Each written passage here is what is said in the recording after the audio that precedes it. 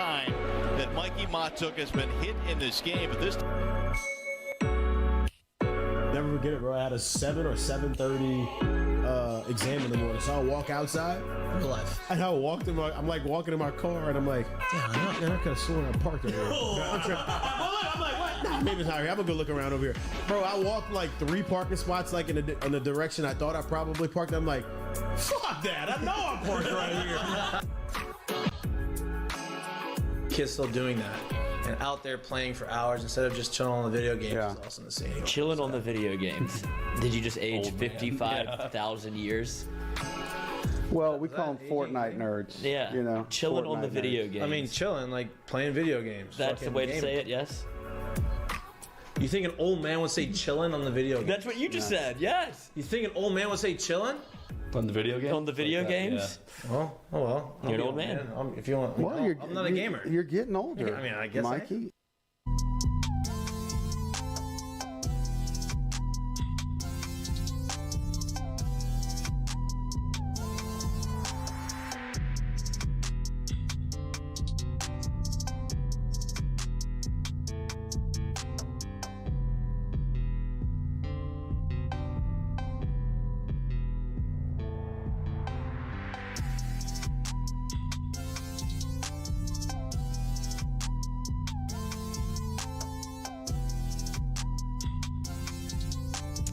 Hello. Good evening. Welcome back to Mik'd Up. Today is Wednesday, December 21st.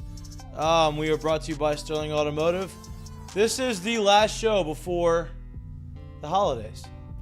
Double duty for your guy. Double duty. If you were not in the morning show, in the Jordy Collada show, you don't follow the Jordy Collada show. I hosted the Jordy Collada show this morning. We talked about we introed the We just covered the whirlwind of recruiting. yeah, as the it were. recruiting day was starting. Shows from 7 to 9 in the morning. So we covered that a little bit. We talked to Bill Embody in the morning to talk about predictions and guys who may flip to us, may leave us, and pretty much everything he said came to fruition. He said we were probably going to lose a commit to Oregon. We did. He said we're probably going to gain a commit in Pemberton, and we got him. And we ended up with 25 signees. So to continue the signing day conversation, Shea Dixon is going to join us here soon, hopefully in about 5 or 6 minutes. He's on the other line. He's on the other line. Listen, it's a busy day for him. I'm sure there's some news. The Desmond Ricks news was super promising this morning, not so much promising right now.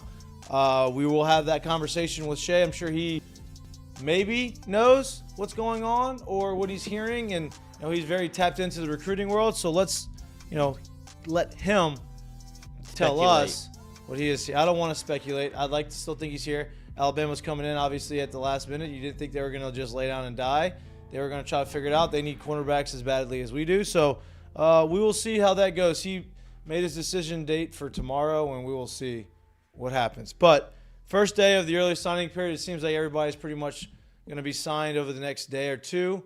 And then you have a break until February when the actual original real signing day was and that. Now this one feels like it's the real one, right? Yeah, this one feels. I like this. I like the early one. Like, get it over with. Have everybody before the bowl game. The coaches can kind of get ready for the bowl game. They don't get penalized for making the playoffs and having a long run and not having that last 2 or 3 weeks of recruiting that a lot of these schools that aren't in the postseason get to do. So I like the early signing period. Obviously, the late signing period is still there, but it seems like you said this is the real one. Man, it's gonna be very interesting to see what happens tomorrow. But it feels like that's the last one, right, for LSU in terms of commitments. That's I mean, not they've signed 25 out of high school. They already got 3 or 4 or 5 maybe transfers that have announced that they're coming here. I know 3 for sure, 3 defensive linemen. Brian Kelly said he wants to sign 8 to 10 in the portal. We've already signed 25 high school recruits. So we'll see. I don't know the numbers. Shea probably has a better idea as far as numbers go, and we're going to have a conversation with him. We also have Jack Besh. We have the Jack Besh interview, and I'm going to be honest, and I'm going to be upfront with you guys. This happened yesterday. Jack could not be on the show today. He had some prior engagements. He really wanted to talk and tell his side of, not still his side of the story, but explain really why he transferred, why he left LSU. And it was a very good interview. We kind of got into the weeds a little bit, which is good stuff. And Jack handled like a total pro. So that interview will be after we start talking LSU recruiting and talk to Shea Dixon, and we move on from there. Some MLB baseball news. Carlos Correa's saga is pretty interesting. He was going to sign this mega deal with the Giants, and at the 11th hour, he failed his physical. They didn't like it. They pulled the offer. They didn't finalize the offer. So everybody went to bed thinking he's going to be a Giant. Big news. One of the premier shortstops in the game. Wake up to find out he signed with the New York Mets for 12 years, $315 million instead of $350 million. So it was a whirlwind of baseball news. The Major League Baseball free agency this offseason has been on a different level. We kind of hit on that a little bit on Monday about why I think that is. But, good for him. He got paid. Happy for him. Saints-Browns this weekend. If you're a betting person, Bet on the weather. I would not bet the over. Steady, Even though 30 the miles under, an hour? Even though the under is significantly – is at a very low number. It's the over-under number is at 32. I think 31.5 at some sports books. And I still don't think that's low enough because of the weather, and we're going to get into that. LSU basketball plays their last non-conference game tonight, 7 o'clock in the PMAC before they start the gauntlet of the SEC. It is nice that we can say the gauntlet of the SEC in basketball because that has not been the case always. The last 4, 5, 6 years, I feel like the SEC has really started making improvements, and they're one of the premier conferences in basketball, which makes them the premier conference in all of college sports because baseball, obviously, they're the best. Football, they're the best. And obviously basketball, they're right up there at the top now. So got a big show. Got some interviews. Got a lot of other people talking outside of us, which is great. Jay, Mitch, and Jack are not on the show today. It's just me and Lloyd. So deal with it. And Shea Dixon, who just hopped into the Shea chat. Dixon. We're going to take a 30-second break, get Shea situated, get him on the screen so you can see his beautiful face. And we can ask him a bunch of questions. You're watching Mik'd Up, brought to you by Sterling Automotive. We got to get him before he absolutely passes out. I took a nap today too, Shea. So long day. Long day.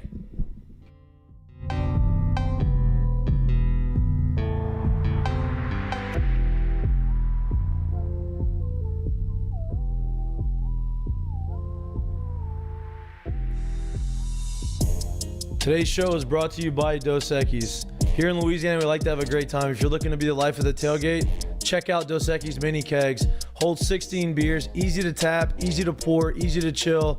Check it out. Become a life of the party. You're welcome.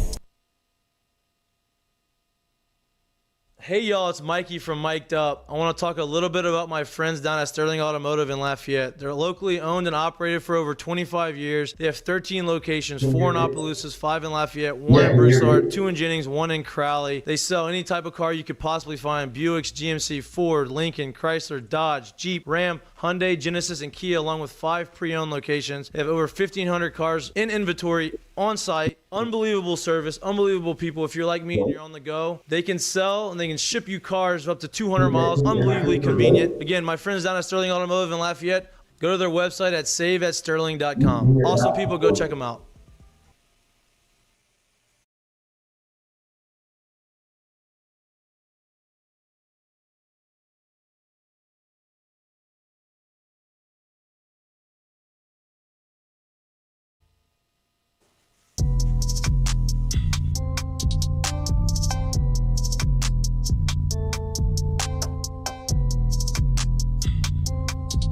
Welcome back to Mik'd Up. We're brought to you by Sterling Automotive. We talked a little bit about the recruiting to start the show. We talked about it this morning on the Jordy Collada show.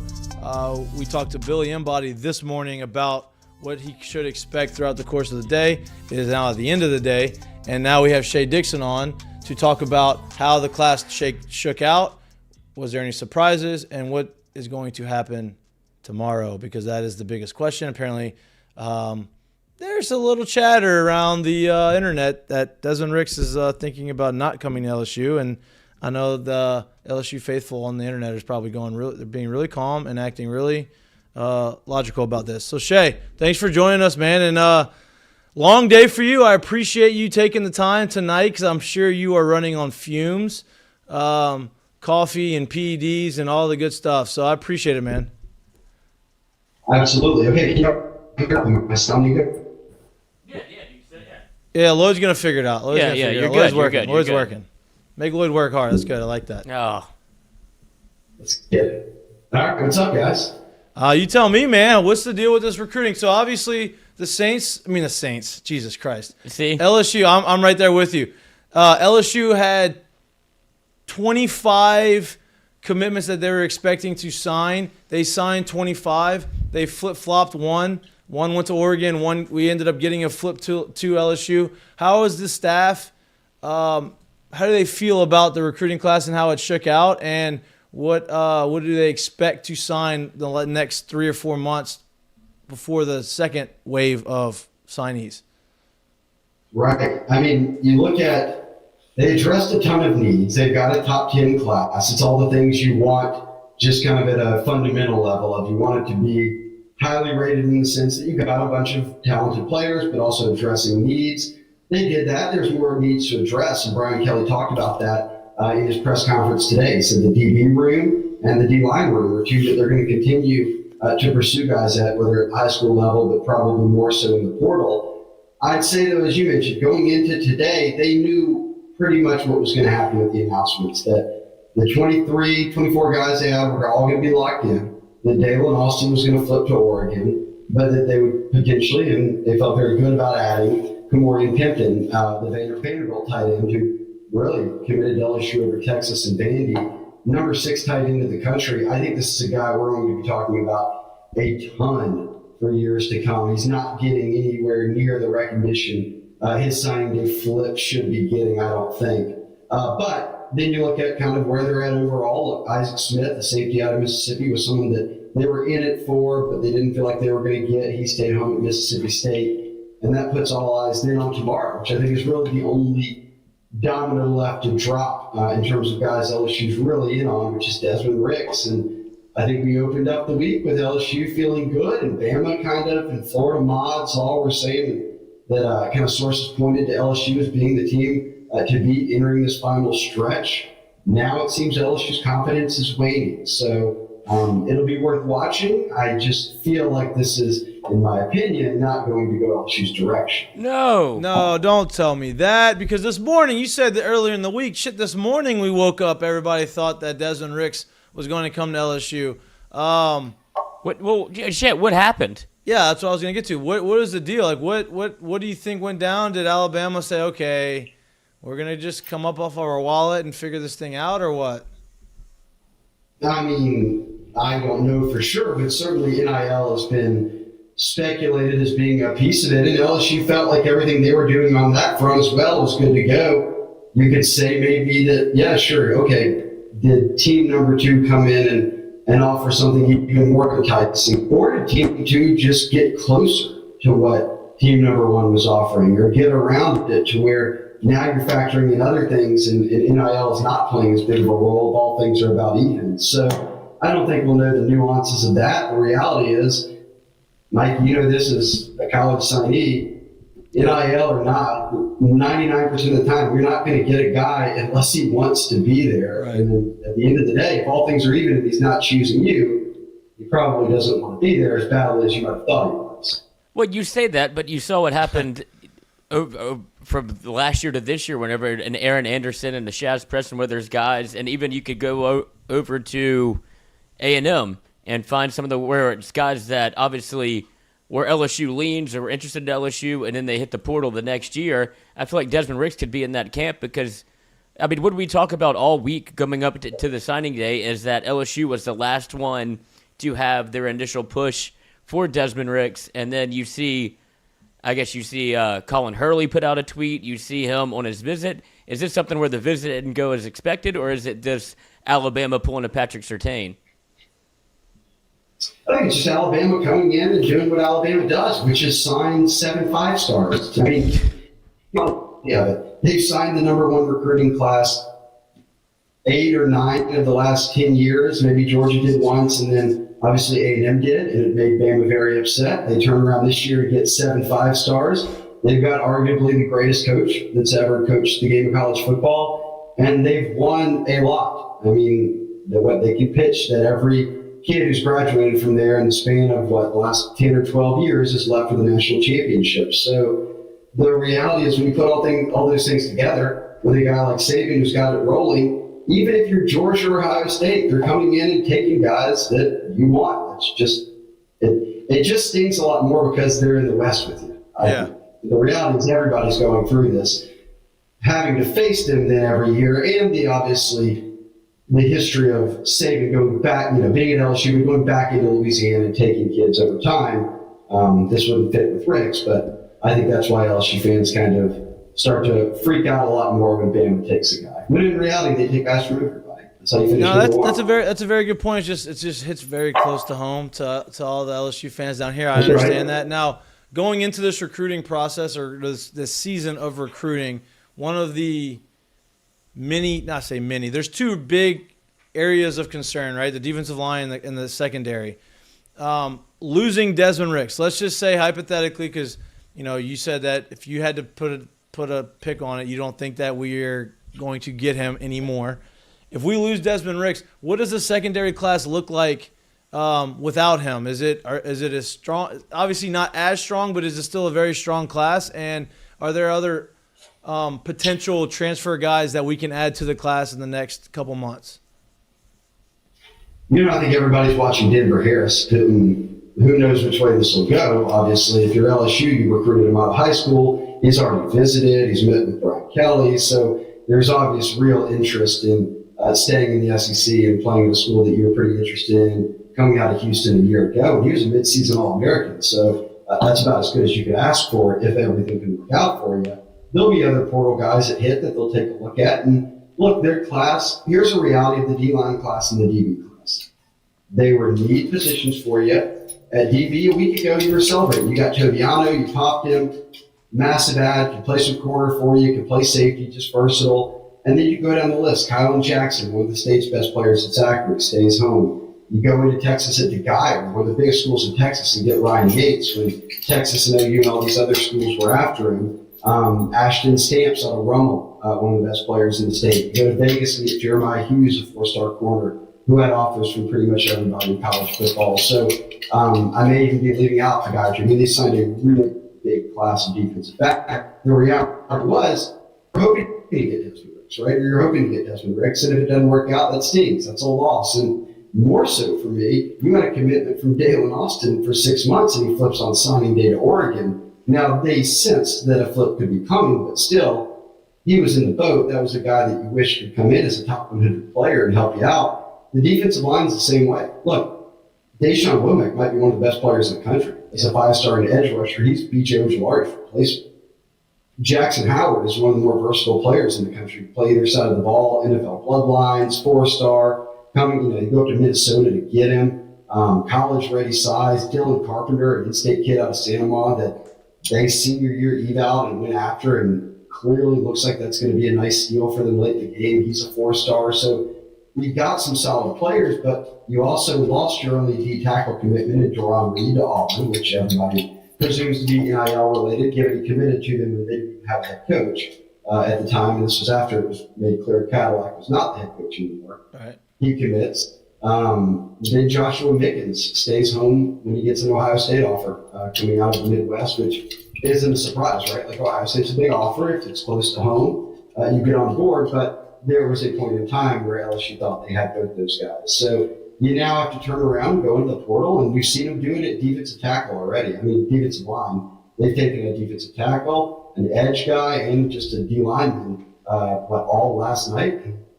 All three of them happened last night. So they're addressing D-line. They'll continue to, and I expect the same will happen with defensive back.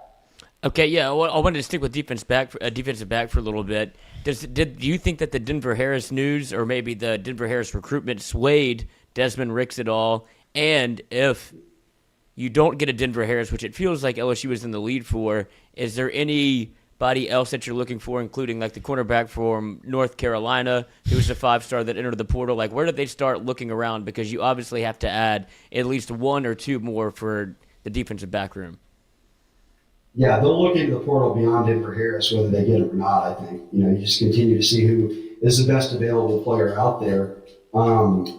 I don't know who. Look, we're going to see more guys into the portal after the bowl game. That's the reality of it. Yeah. So that's kind of what I have an eye on, is what players pop in from there, because LSU can use more help at the defensive back spot. Lloyd, what was the first part of your question? What were you saying? Well, it was a dumb part because he said, did Denver Harris sway? Well, yeah, no, I don't think it's dumb. Is that? No. I don't think he did. No, I don't. Because if Desmond Ricks is going a much deeper quarterback room, both on roster and guys coming in. So there's no way he could be competition. Right. He's going to have the least amount of competition to LSU. Denver Harris or not. They don't have any defensive backs. Very good point. That's what I said before. Alabama kind of in that spot too, I think. But before I want to ask you about we call him Baby Megatron over here, Pemberton, or is it not Pemberton? It's Pimpton. Get it right, Mikey. Before I ask about him, I want to talk to you. I want to ask you about everybody wants to talk about the new guys, right? Oh, who we're going to get in new, who we're going to have in the secondary room. We had a few guys come in last year that were young that are going to be sophomores. What about the guys that are returning in the secondary and the defensive backfield? Obviously you have LaTerrence Wells, who came in. He's a pretty highly touted guy. Like some of these guys that are already in the room that have been in this program for a year. What are they looking like? Are they developing, or is the coaching staff not as happy with how they've developed over the course of the last year and a half? No, I think that's something to watch, right? Because at corner, LaTerrence Welsh was a really good player in high school. He was kind of just hampered by injuries. He stayed healthy all this year, played a lot of special teams. So you really hope in this offseason he makes that jump from year 1 to year 2, which happens for pretty much everybody in a program like LSU. So you want to see that from him. Jordan Allen, who was one of the better players at LCA coming out of the Acadiana area, is a guy at nickel that they like a good bit. So he'll probably be playing behind Sage Ryan or whoever else. But he's got some versatility, a really solid football player. I think he'll end up being a guy that they're pretty happy to have on the roster. And then you look more into the safety room, like Matthew Langlois there. He was banged up a good bit this year, but you can still develop him into somebody. But the numbers for me, at least, are still so low at corner that's where you have to see LaTerrence Welsh do something. Other than that, you're only bringing back Sevyn Banks, who's missed back-to-back seasons with season-ending injuries. So just getting back onto the field for him will be, an adjustment, right? I mean, you haven't played live football really in 2 years. That's tough to do. So because of that, you either need to have these freshmen be ready right away, or you need to go out there in the portal and get you a couple guys that you feel good about plugging in and developing the guys beyond that as those guys kind of bridge the gap, a lot like what happened this year. Yep.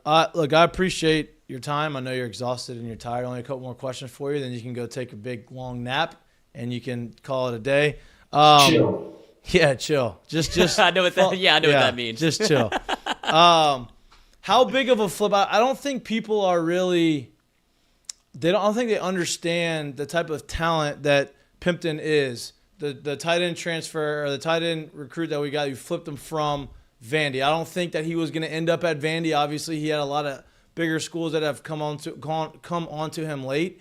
But explain how talented he is and how kind of under the radar he is and how big of a get that was. I know you kind of mentioned it a little bit earlier, but I don't think people realize how good he is. Yeah, I mean, he went to the worst thing that probably happened for Vandy here is that he transferred to North Crowley as a senior in the DFW area, because he went to a team that was actually really good and threw the football a lot, and he just exploded. I mean, 1,000-yard type guy, 17 to 20 touchdowns. I think he had like 18 touchdowns in the year. But Mikey, he's 6'6", 228, wingspan out of this world, has probably the best catch radius of any tight end in this class. Brian Kelly talked about it today. Think of all the tight ends Brian Kelly had when he was at Notre Dame. Like, LSU fans would give an arm and a leg for that. I mean, it was tight end after tight end that went up to pro, and those guys are in the NFL. Then think of when he was at Cincinnati and Travis Kelce and guys like that were guys that he then put in the NFL. Yep. And he said that he doesn't know if he's seen a guy with the combination of just size, like being 6'6", 225, then having the athletic ability as it translates to football that Pimpton has. So this is a guy that like, this is what you wanted Eric Gilbert to be. This kid is going to be the real deal, and we know that they want to play multiple tight ends, so he's going to be getting onto the field.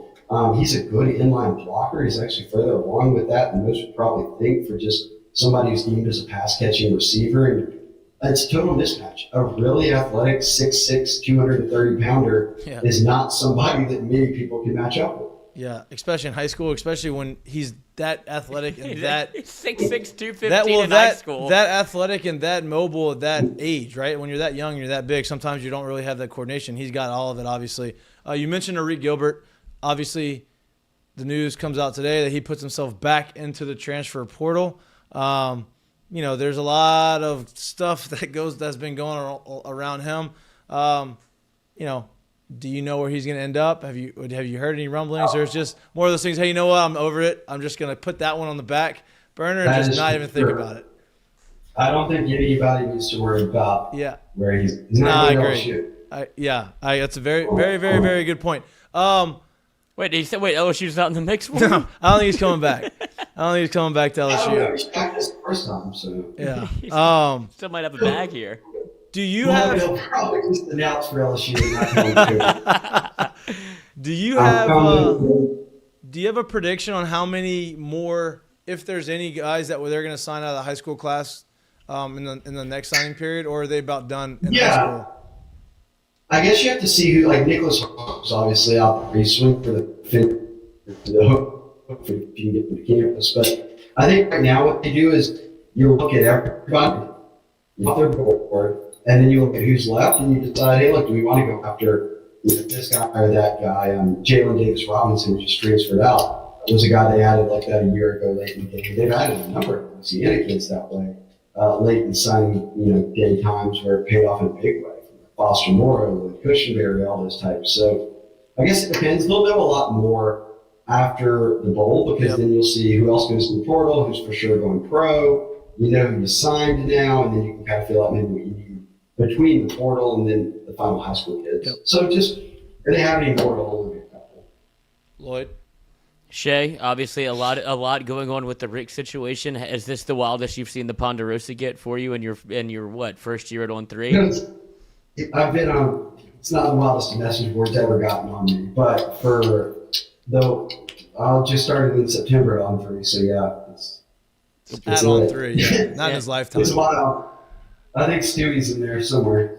Oh, yeah, dude, no doubt. But Big Daddy Donk, Hunter Fournette, they're all in there. There's no doubt. No doubt. Okay, before I let you go, your prediction on, is it 50-50 Desmond Ricks? Is it 70-30 Alabama? Is it 60-40 LSU? Alabama. What is it like? Is it 90-10, 100%? What is your where is your heart on this situation going in tomorrow so people can either prepare themselves or start the melt? Yeah. About Bama or Florida. I don't think it's going to be LSU. Everyone I've talked to that was confident before on the LSU end, and for good reasons, now has no confidence. So clearly folks know something that we all don't know publicly, and that's where things stand. So I think it's Bama, but then again, I have no idea. It could just be tricking Bama, and he goes to Florida, so who knows? Well, if you want more recruiting news throughout the course of the year, Lloyd and Shea have a show. I'm not calling you that. I'm not saying that. I've been told not to say that to you. I said you don't like it. So Shea Dixon and Lloyd Courtney have a power hour. Lloyd the power. Fuck it, I'll Shea take the it. Power. Every Wednesday? Is it every Wednesday? Every Wednesday. Every Wednesday from 10 to 11. Except this week it's Tuesday, but every other Wednesday. Every other Wednesday from 10 to 11. Look, beautiful digital media. You can move around, do whatever you need to do. As long as you get some content out there. Yep. It's a beauty. Shea, man, I appreciate it. Go chill, get some sleep, relax. Maybe not get some sleep, but just chill. Just chill. And hopefully there's a nice surprise tomorrow. If not, real quick, I just have one more for you because how does LSU or how does Alabama do this almost consistently every year, whether it be to LSU or somebody else, when it feels like when you have a guy like Brian Kelly, I could understand how it happened early, but now it feels like LSU has more of a plan in place, and you can kind of, with the alignment talk and the process that LSU was going through, how do they still manage to do this? What's the sell? Because it feels like LSU was kind of, it used to be it felt like they were a couple steps behind. Now it feels like they're neck and neck in terms of what's going to happen over the next 4 years. That's where we disagree. I wouldn't say they're neck and neck, would you? I mean, they sure have a lot more national championships and playoff That's appearances. it. That's old. What? Is it? Yeah. What? How old? Well, LSU beat them this year. Oh my gosh. What have you done for me lately, guy? It's unbelievable. But that's what I'm saying. I could understand when it happened, whenever it was Les Miles and Ed Orgeron. It's like you can't really trust. I think the reality, Orgeron's a great recruiter, and Les recruited a lot of good people. I think the reality is what you're seeing is it's not that you can't trust staffs. You can't trust 18-year-olds, 17-year-olds, and 18-year-olds. What's happen when pin hits paper? You can't trust them. At the end of the day, you can't predict what they're going to do that accurately. No doubt. At the end of the day, it's still Nick Saban, and they still have a ton of national championships, and they've been the class of college football for the last 15 years. So, it sucks. That's the reality of it. Hopefully it's over relatively soon in the next few years, but we'll see. Shea, man. And go it's ahead. like it's just like old LSU baseball, right? It's like, how does LSU go out and get number 1 and 2 and 3 and 5 and 10 and Mikie Mahtook and Chad Jones and Jared Mitchell? Because they've won a lot of championships. Right. There's the best program in there with the best lineage of coaches. Right. And they have all the best players. No doubt. And that's a great example, and it's kind of So be happy for your baseball team then. If you're mad about football, then be happy about it. Yeah, go look at the baseball team. The baseball team's in a good spot, in a great spot. I love it. It's good for the show. Good content for the show moving forward in the spring. Shay, look how cute your dog looks in the back. She's exhausted, but Lundy did make an appearance. She was looking out the window earlier. That's her job. She always is just kind of making sure, doing a little bit of road Well, patrol. she knows my back's turned to the windows, so someone's got to be watching it. That's it. That's the best sidekick you got. Dude, I appreciate you, man. Thanks for your time. Thanks for giving us your insight, and have a great rest of your night. We'll talk to you soon. Yes, thank you, guys. Headed out. All right, Chill dude. session begins now. Absolutely. Hey, dude, I appreciate you hopping on with us, man. Yeah, thank you. Of course. All right. See you guys. Later. Later. So not necessarily Alabama, but definitely not LSU. Is what it Yeah, sounds what like. the fuck? Jesus Christ. That felt like it was LSU Alabama. And I mean, I guess well, if you really have, if that was actually an option, if it is Florida, then you can see how that could happen with what the hell? Hold on, sorry, I clicked the wrong one. You can see how that could happen because of the Corey Raymond effect, which is why I had a little bit of a meltdown whenever that happened. It shouldn't have been a guy that was able to walk from LSU, but I still feel confident in what's going on in the LSU defensive back room with Robert Steeples and the guys that they've They're brought going to be all in. right. It sucks. You want this guy. Same way you wanted Patrick Surtain, right? Obviously, he's an elite talent. He was a first-rounder. He's Maybe one of the best corners in the NFL right now. right? But at the same time, you had some very talented corners come in, even though he didn't come to LSU when he came to LSU, right? You had, Derek Stingley Jr., you had first-rounders at that position. You would like to add all the ones that you want, but in reality is, like Shea said, they're 17, 18-year-old kids. Can't really predict what they're going to do. They're very emotional. He got just fucking swindled. Who? Desmond Ricks, if he's it was, and this is something that I had a feeling. And we just don't know what happened in the background of what made him come to It LSU. was or not LSU all the way for almost, and every year this happens to LSU. It feels like with Alabama, where they have them up until literally the 24-hour mark, and then they're able to just, now he's going to Alabama. In the time of NIL, I understand how it could happen, but the fact that it happened so much previous to this, what does Nick Saban just drop all the rings on the table and be like, look, you can have this? I mean, LSU is in the same ballpark with Alabama as we talk now. I understood the Les Miles recruiting pitch whenever it was like, hey, I want Jamar Chase to play DB, and he's like, no. What is wrong with you? When it comes to Brian Kelly and the staff that they have now, you would imagine that Frank Wilson would be able to close on a guy like this, but it just seems like Alabama always is able to flip the guy that LSU wants the most, and it's almost like a jab. Like they do it on purpose just to spite LSU. I mean, they're not doing it to spite LSU. It's just this. It's the way it goes. And I'm glad you feel that way because LSU is on the upswing, but I still would not put LSU and Alabama at the equal spots yet. You still have, you beat them this year. You have beat them 2 out of the last 3 years. That is, no. 2019 and now 2022. So 2-2 over the last 4 years. Yeah, I mean that's what I'm saying. It's not as So, like, lopsided as it used to be. No, right. But and then you took them wire to wire last year with a terrible football team. Right, you're bridging the gap. You're getting a lot closer. We feel like we have a staff at LSU now that can make that a little bit the gap even closer, right? But I still don't think we're quite even yet. But you're right. They do that. They've done it to a lot. They did it to Iowa, which good for that guy for leaving, not going to Iowa. Like, who was the that? 5-star offensive tackle was Yeah, committed I mean, to Iowa. And, yeah, go to Alabama. Yeah, like that's the move. They did it to a few guys. They have a ton of 5 stars. Oregon had a great recruiting class. Oregon had a great signing day. They got a lot of people to flip. One of ours flipped. I think they had 2 or 3 other guys go there.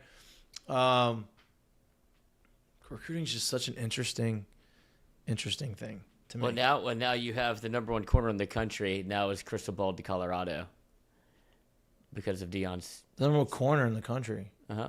Who's that? I don't know. This is what somebody just put in the chat, but I believe he was going to Florida. Oh yeah, I saw that. He is going to go. He's a 5-star corner. He's going to go to Deion got him in like a blink of an eye.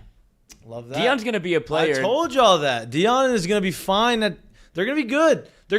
I think they're going to have at least 6 wins next year at Colorado. They won one game this year? 1-11 this year. I think they're going to have they'll at least go 6-6 next year. Yeah, I could Especially see if they that. get Travis Hunter. Yeah, It feels like Travis Hunter is going to probably end up at Colorado because he keeps calling him Coach Prime, but he won't commit until he gets 100,000 subs on YouTube. That is. I'm not going to announce his commitment until I get 100,000 subs on YouTube. Exactly. How about that? That's a great way to do it though, because he's going to monetize the fuck out of his commitment. He's allowed to do that now with all the NIL stuff. So good for him. I mean, it's now a business for athletes nowadays. Understand that their brand is a business and they're able to monetize their brand earlier and legally. And so you're going to start seeing a lot more of that kind of stuff. And if you're the old guy, get off my lawn guy, get used to it because that's the new age. It's the way it's going to be. You may not like it, but you have to accept it because that's how it's happening. It ain't going to change. That's just the way the world is. What do you think? Where do you think LSU goes? This means that Denver Harris, you have to almost put the full court press on now, no matter how that meeting went or what happened, because that was the whole point of waiting for the Denver Harris announcement. As we talked to Billy Embody, they were trying to kind of do both to where it's like Denver won't announce until you get Ricks in the building.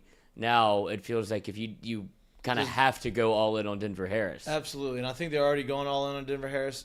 How much would your heart be ripped out if Denver Harris went to Alabama too? That's what I'm not going to say I haven't thought about it. And yeah, I would rip my own heart out, put it in a doggy bag. It would be a Dumb and Dumber scenario. That would be bad. It's not only because I care. He would be the most hated player in Louisiana. Yeah, if he spurned LSU twice, and your stepdad played basketball here, yeah. But I do believe I still have faith that Denver Harris is coming to LSU, and I don't know if that played a major factor in the Desmond Ricks commitment to Alabama. But if they don't get either one, LSU is in a spot. Yeah, you're gonna have to hit again in the portal, right? Because you hit last year in the portal in the secondary, like. You're going to have to go out there and you're going to have to go get the guys from North Carolina. You have to go get all these high-level guys that have put themselves on the portal. Or do you try to re-recruit some of the guys that you already have on the on the team? Do you try to get Mik'd Gardner back on the team? I think once he's declared, he's declared. In his mind, it's gone. You know what I mean? Like, if they'd have kept him, they'd probably try to keep him there anyway. But if he'd announced that he was out, like, there's nothing you can really do. You know what I mean? But... maybe. And here's you ready for optimist? Yes, Mikey? finally. Okay. So here's my thing, right? Obviously, you want to get all the top-level recruits, especially in the secondary, because that's such an important position of need, right? But you have all, regardless of Desmond Ricks coming here and not coming here, Denver Harris coming here and not, both of those guys would 1,000,000% make your room 100 times better, and they would probably start day one. Right? Let's say neither one of those guys come. You have guys on your roster that are talented enough, that are very highly rated players that came out of high school or transferred in, and you have them on the roster. These guys are going to have to step up and they're going to have to put themselves in a position to be counted on. And as an athlete, that's the only thing that you can ask for. You have to take advantage of those opportunities. And I think that they're talented enough. We have enough guys that are talented enough in that room to be able to go out there, step up, and shock some people as far as like, okay, this guy is a playmaker, right? I know I mentioned LaTerrence Welch. He was a very highly rated guy. He played on special teams. Anytime you're on the field as a freshman, that's big. That means you're good enough to play, and now they're just trying to get you onto the field and get you some experience. You're on special teams. That means you want to be there. You're playing hard. You're doing the things you need to do to earn that spot. And if he can stay healthy, I think he's very talented. I'm not saying he's as good as those guys, but we've had guys that haven't come here before, and the guys that came in that were behind him really in like the ratings ended up being just as good or if not better. So, you want those guys to come in here and you want those guys to play. But let's not discredit the guys that we actually have on the roster that are talented and have the ability to go step in right away and play. That's all I'm saying. I've just been following Desmond Ricks for No, I know. It sucks. 3 It years. sucks. It always happens to the guys. Look, I you watch follow the him. most. Can you imagine how it feels when you've been recruiting him for 3 years? That's You know what what I mean? wasn't supposed to happen with Frank on the squad. You're supposed to be able to close these guys. I know he's not from Louisiana, but it's one of those guys that you put an absolute Yeah, if he's on the whiteboard, bro, he has an stuff asterisk happens, next dude. to him. When you're that young, It's man. unbelievable. You're that young. You have a lot of different things that are influencing. You have a lot of people in your ear, and it's hard to. I mean, you almost went to Bama. I did actually almost go to Bama. Not for football though. Well, no shit. Well, at the time I could have. I mean, Bama football was like just now. I think you probably would have gotten processed after Saban. They loved white safeties over there. Do they? Early on, you don't remember all the guys they used to have put in the defensive backfield in the back safety? Yeah, lost to ULM. I would have been there though. Land the hat. I would have been there. Hey man, I told you I could run. I could move. I could do the things I needed to do. But yeah, I almost did, but I didn't go. 7 5-stars. That's impressive.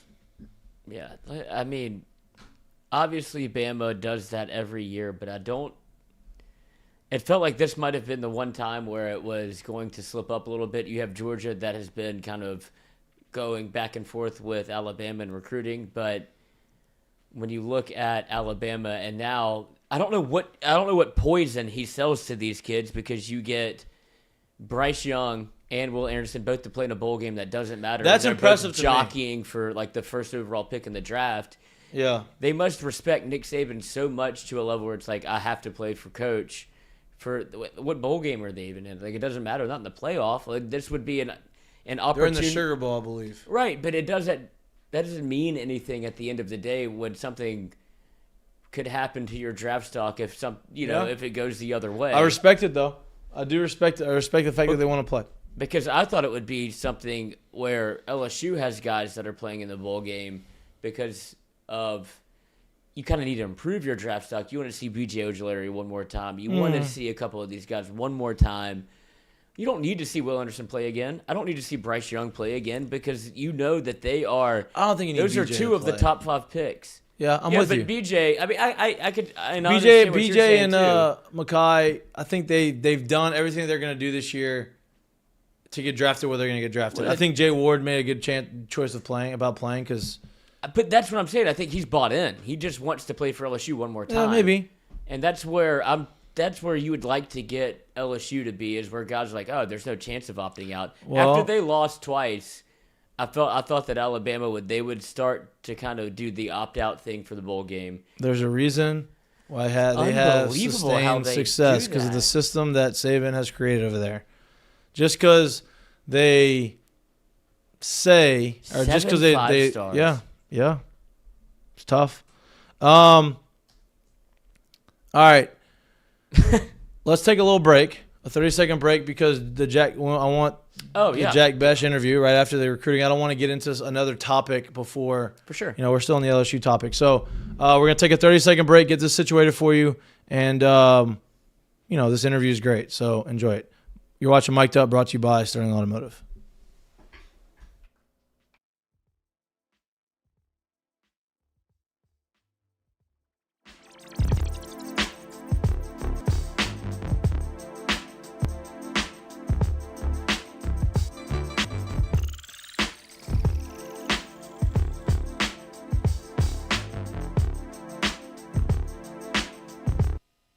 Hey y'all, it's Mikey from Mik'd Up. I want to talk a little bit about my friends down at Sterling Automotive in Lafayette. They're locally owned and operated for over 25 years. They have 13 locations, 4 in Opelousas, 5 in Lafayette, 1 in Broussard, 2 in Jennings, 1 in Crowley. They sell any type of car you could possibly find: Buicks, GMC, Ford, Lincoln, Chrysler, Dodge, Jeep, Ram, Hyundai, Genesis, and Kia, along with 5 pre-owned locations. They have over 1,500 cars in inventory on site. Unbelievable service, unbelievable people. If you're like me and you're on the go, they can sell and they can ship you cars up to 200 miles. Unbelievably convenient. Again, my friends down at Sterling Automotive in Lafayette, go to their website at saveatsterling.com. Awesome people, go check them out.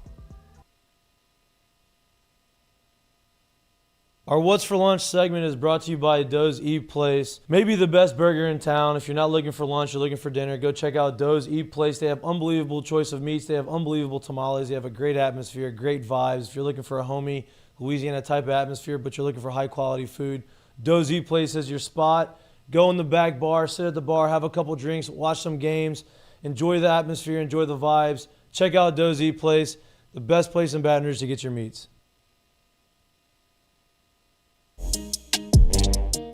Today's show is brought to you by Dos Equis. Here in Louisiana, we like to have a great time. If you're looking to be the life of the tailgate, check out Dos Equis mini kegs. Hold 16 beers, easy to tap, easy to pour, easy to chill. Check it out. Become the life of the party. You're welcome.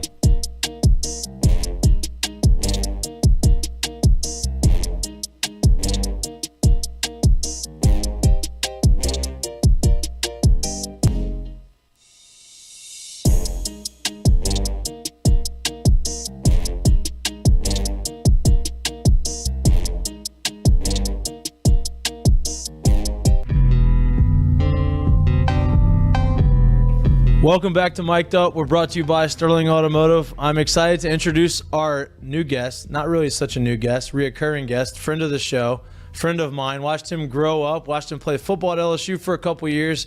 He had some incredible moments.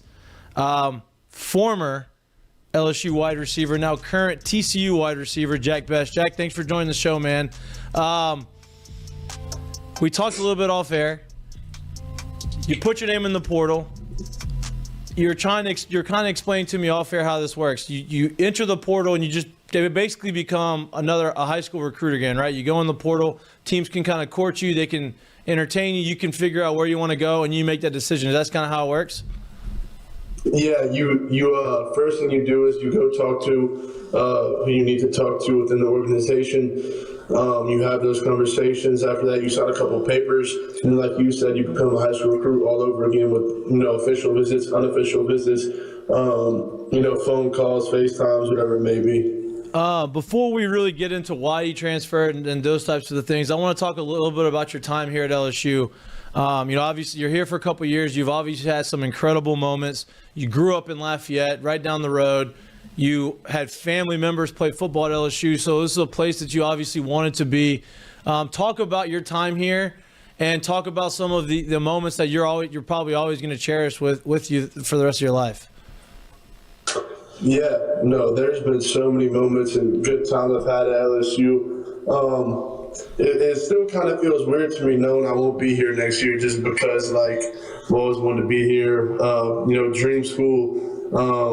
But yeah, no, definitely UCLA first game, Rose Bowl, touchdown against Alabama is something I'll always remember at Bama. And all just the friendships and memories I made with all the guys in the locker room, out on the field, away from football. I made a lot of really good friends, through being at LSU that I couldn't be more thankful and be more appreciative of. So those are a couple of moments, but it was really the whole thing. I had one of the best times of my life being at LSU. And there's just so many different memories and instances that I could name. But those are probably the main ones. What was it like in the wide receiver room? You had a bunch of talented guys. Obviously, when you go to a school like LSU, you're going to have talent. You're going to have talent everywhere. You're not a stranger to competition. That you thrive on competition. That's something that, as an athlete, everybody wants is competition. And you go into a wide receiver room that has a lot of competition, a lot of depth, a lot of talent. What was the vibe in the wide receiver room? What's the relationship like between you and some of the other receivers? Or not just you in particular, but really all of the receivers. And how do you navigate that? And, how was, the feeling in the room? Yeah, no, me and all the guys, it doesn't matter who it is. Those are going to be my guys, for life.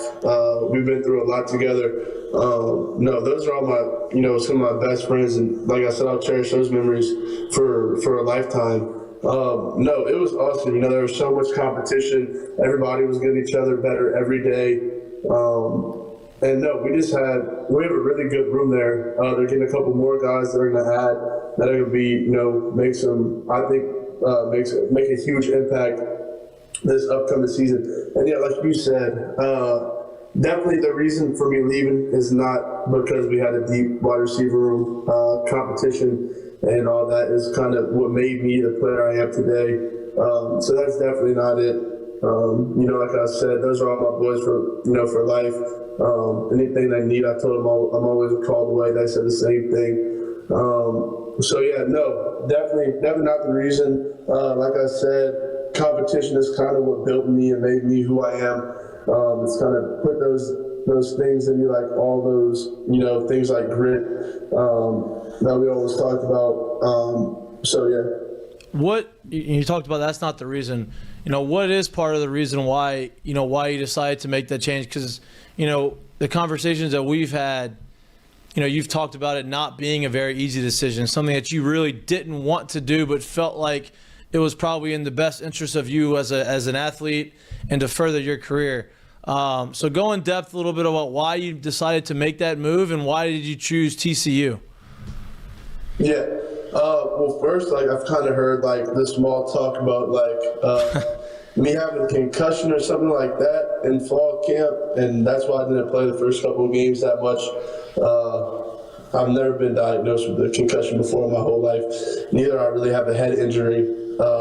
That wasn't it. And then a lot of people say I was hurt all season, my leg. That wasn't it either. I missed probably about 7 to 10 practices in fall camp, and after that I was 100% clear to go. We had a really good plan in place. I was 100% all season. I finished out against Georgia, so that wasn't either. I'm really happy I got to play at my dream school. I got to do what I've always wanted to do. I just think that sometimes, you have to do things you don't want to do. And I think this was one of them. Like I said, it's still weird knowing I will be, a Tiger next year. So yeah, and like we were kind of talking about the competition piece, I've never been scared of competition as long as everybody kind of starts the race at the same point. And I just, I kind of felt like I wasn't always just getting that opportunity. Obviously, I went back to kick returner, punt returner, and try to get the ball in my hands. But at the end of the day, I'm a wide receiver. I want to play wide receiver. I want to score a touchdown. I want to make impacts in a game at the wide receiver position. And I don't know, I just felt like sometimes I wasn't getting that opportunity. And that kind of played a part of leaving, just because I know, in order to get to the NFL, which is my main goal and which has been my dream since I could ever remember, I feel like I have to be at a place that really wants to give me the ball, wants to get me involved, and wants me to be a big part of their offense. Because you kind of saw a glimpse of it last year. I know I can do it. I know I'm built for it. Obviously, I did it at the highest level last year.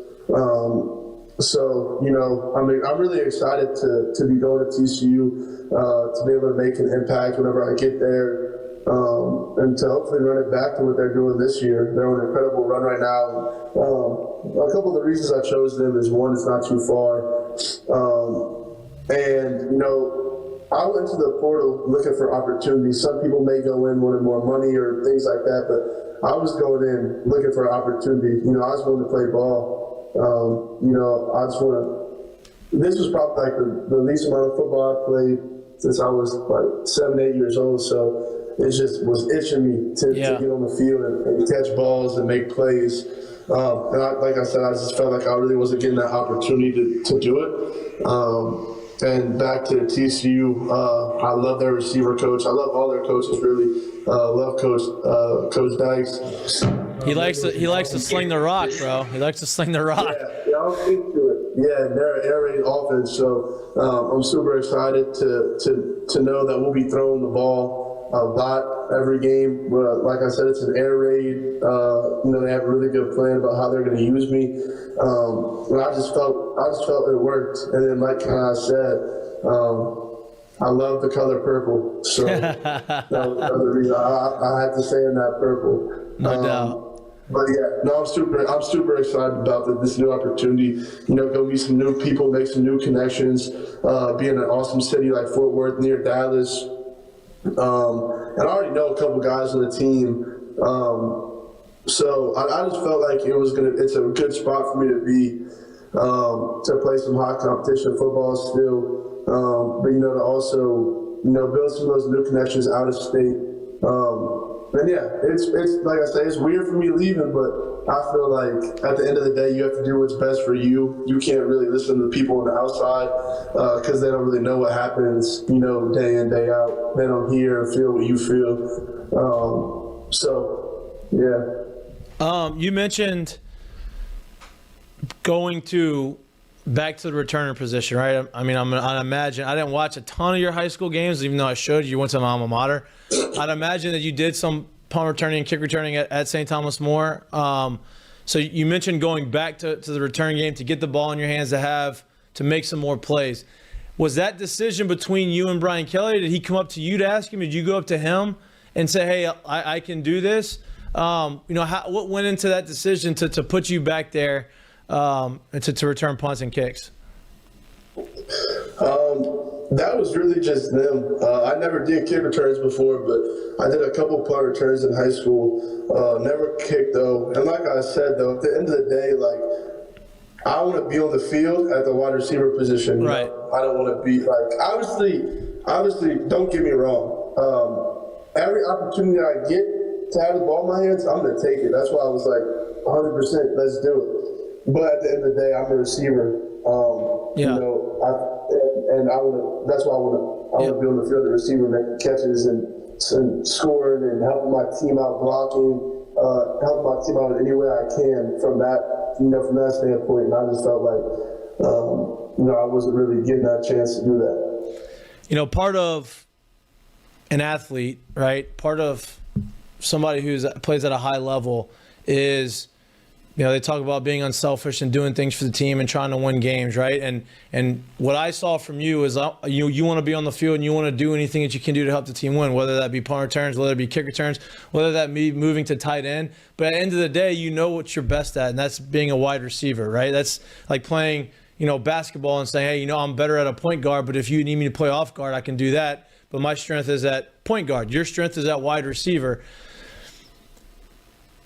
Do you feel like sometimes whenever you say, I'm going to do everything that I can to win, some coaches, not necessarily LSU coaches, but coaches in general may say, okay, well, this guy, we can put him here because we know he's capable of doing anything he can do and he's going to help our team win, even though that means sacrificing what makes you really good, and that's playing the wide receiver position. You played tight end your freshman year because out of necessity, right? They said you're going to play wide receiver this year.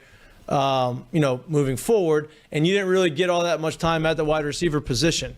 So what are your feelings on that? Obviously you never want to be selfish. You want to be humble and you want to be, a team player, which you are. But sometimes, I felt that way when I was an athlete. Sometimes that puts you in a position where, hey, we can just tell him to do whatever he wants and he'll do it because that's the kind of person he is. Did you kind of feel that way? What exactly do you mean by that? So I'm trying to get a grasp. So of the basically question. some people oh no, I'm just gonna play wide receiver. That's all I am. Other people are open to saying, oh yeah, put me wherever you want me to put me, even if it means playing out of position because I'm gonna do whatever we need to do to win, right? But at the end of the day, guys like that are unselfish that will do that. Sometimes it's easier. Taken advantage of a Yeah, little sometimes bit. it's easier, not taking advantage necessarily, but sometimes it's easier to say, okay, this guy can do it because he's shown that he can do it and he's willing to do it, as opposed to saying, let me put him back at wide receiver. Almost like they got too comfortable. People get too comfortable seeing you doing something else, even though that's not your strength, so to say. I guess it's a question for the coaches. Yeah. I don't really know. Yeah. Maybe not. I don't really know. I really didn't even think into it that much. They just told me to go do it. And No doubt. And that's a testament to you, though. You know what I mean? Like that's just, you know, that's a testament to you. That's a good thing to do. Now, obviously, you know, go ahead. Well, and again, it was like towards I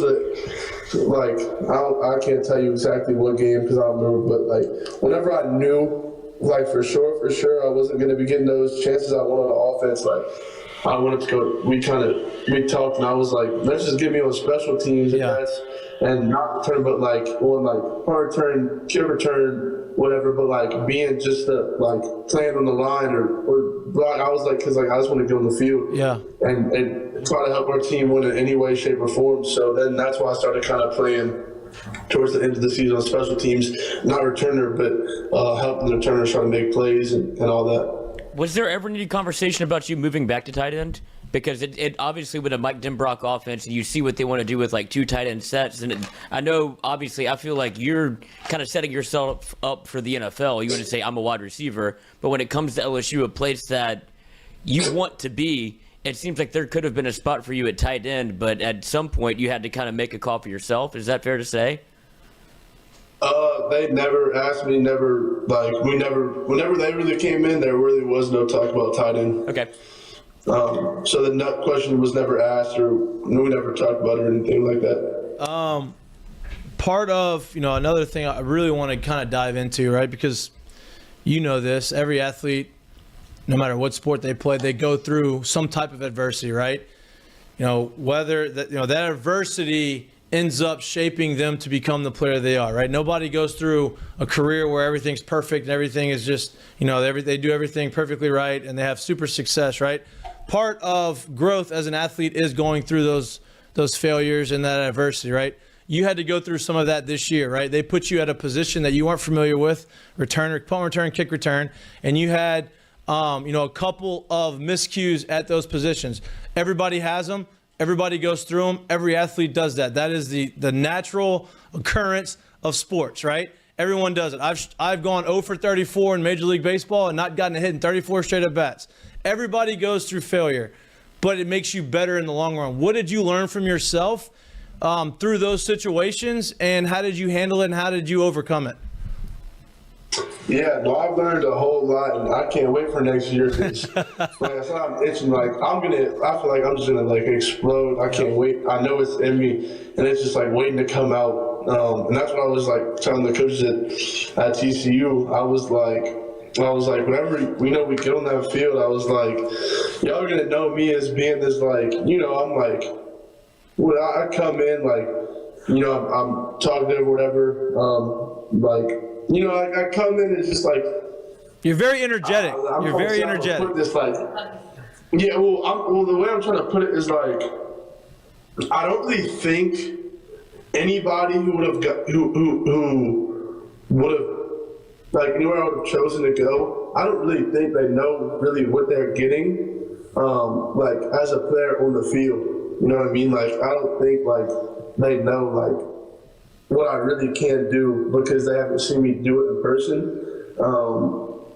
So I mean, I'm ready to go and just ball out. And obviously, one of my goals is to be All-American. So can't wait to get on that path. But like you said, one I've learned sometimes you have to do things you don't want to do, and also I've heard that. I've learned that I feel like you have to go through things like this, like you said, adversity, because nothing in life that's great comes from doing easy things. You have to do things that are hard in order to become great at whatever you're doing. You have to put in the work, you have to put in the time. You have to do all the small things right, you know, and sometimes you just have to make those big boy choices, knowing that it's going to better you in your future, and that's just what I did. Like I said, I'm just super excited to go give everything I have to TCU and this new program that I'm going to call home. I'm, like I said, super excited to just give them everything in me. Obviously, you can see in the background of the video call, you can see the LSU placard back there. You're an LSU guy. It seems like you grew up an LSU fan. When it gets down to it, how hard was this decision for you? Like, obviously, you're it feels like one of us. Like, I grew up from Louisiana. If I happened to be 6'2", 220 pounds, that would be great. I'd love to have played for LSU too. But it feels like you have that same passion you're almost a fan of the program. So how hard was it to make the decision to leave? At first, it was pretty hard. Just because, the only thing we know is purple and gold and LSU football because we grew around it our whole life and we go play there. But the more I dove into the process and the more people, the more people I met along the way and the more places I saw, I know there's other places that offer some really amazing things. And so, like I said, at first it was difficult, but the more I've done it, and the more I've grown in this process this past week or two, it's really helped me because I feel like at the end of the day, I made my decision. I'm leaving. I'm not looking back. And now, I'm just super excited to get to TCU and start this new chapter in my life.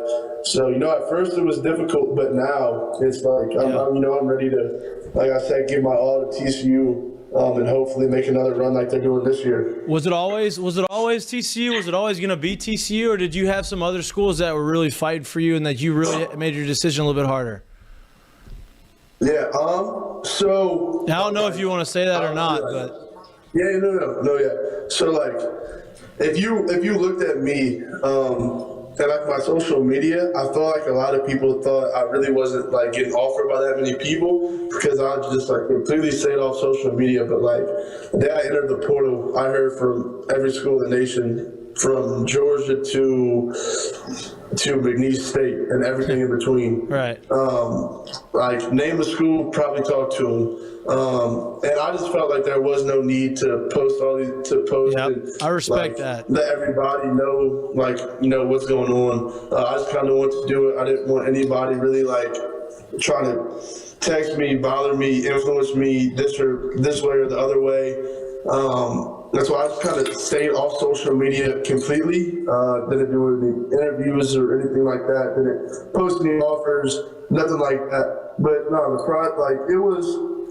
it was pretty hectic at first, Like I said, I kind of heard everybody out the first 2-3 days, and then after that, I kind of started shortening my list and going and really looking into the schools that I really wanted to go.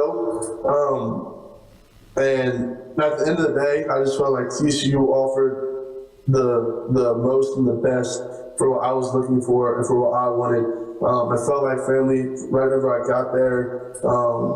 They showed me they're going to use me, all this stuff, and I just felt like it was the right place, and so. Man, I'm excited for you. Just a couple more questions before you go. Nothing crazy, but I want you to talk a little bit because you're about to have to go through basically the same thing that you went through this year at LSU in the sense of when you got here, when you were here this year, you had a whole new offensive scheme. You had a new head coach, a new offensive coordinator, a new quarterback. So you had to build that chemistry and you had to learn how. 2 years in a row. 2 years in a row. It's about to be 3 years in a row. It's about to be 3 years. Yeah, right. Yeah. So that's what I want to get to. How hard is that to build that chemistry with a quarterback? Because, the quarterback and receiver position is such a feel position. You have to be able to know the guy you're throwing to, know what they're supposed to do, know when they're going to come out of their breaks, know when they're going to try to ad-lib. And, when you don't have a lot of time with a guy like that, especially when you're trying to learn and assimilate to a new offense, how hard is that to do? And, how much is these last 2 years going to help you moving forward at TCU and trying to, acclimate to a new scheme again? Yeah, no, this is a pretty short answer. I mean, it is what it is, really. It is what it is. And then at the end of the day, it's how bad you want it and how hard you want to work with, like you said, the QB. So, I mean, my plan is to get up there, throw as much as possible throughout the whole spring workouts, spring ball, summer, and whenever we get to the next fall and the beginning of the 23 season, I want it to look like I've known whoever the QB is going to be. I want it to look like we've been playing together and we've known each other for our whole life. That's my goal. That's my plan. I know we're going to want to do it, and I know we will do it. So. I love that. I guess that you answered my question, but I guess the way you build that is to just have reps with the quarterback in the offseason and you just got to get after it. Yeah. That's the bottom line. You're not going to get better if you don't work. So like I said, I'm ready to give my all. I'm ready to work day in, day out, and become the best version of myself possible. Well, man, you always have a fan in me. You have a fan, I'm assuming, in Lloyd. Lloyd, you're a fan hell of his? no, he fucking left. I'm kidding, dude. Best of luck at TCU, man. We're all rooting for you. We're following you. I love Dallas. I go to Dallas quite a bit, so hopefully I can come out there and watch a game. I'll maybe texting you for some tickets next time I go out there. But man, I'm looking forward to seeing you ball out next year. It's been a pleasure watching you at LSU. I can't wait to watch you at TCU and hopefully in the NFL after that, man. I appreciate you coming on. And we'll stay in touch, bro. Good luck. Yeah, no, thank you so much for having me on. And I'll talk to y'all soon. All right, man. Appreciate you. Merry Christmas. Yeah, Merry Christmas. Merry Christmas. Yeah. That's very nice of you. Merry Christmas. Definitely. All right, man. Take it easy. All right.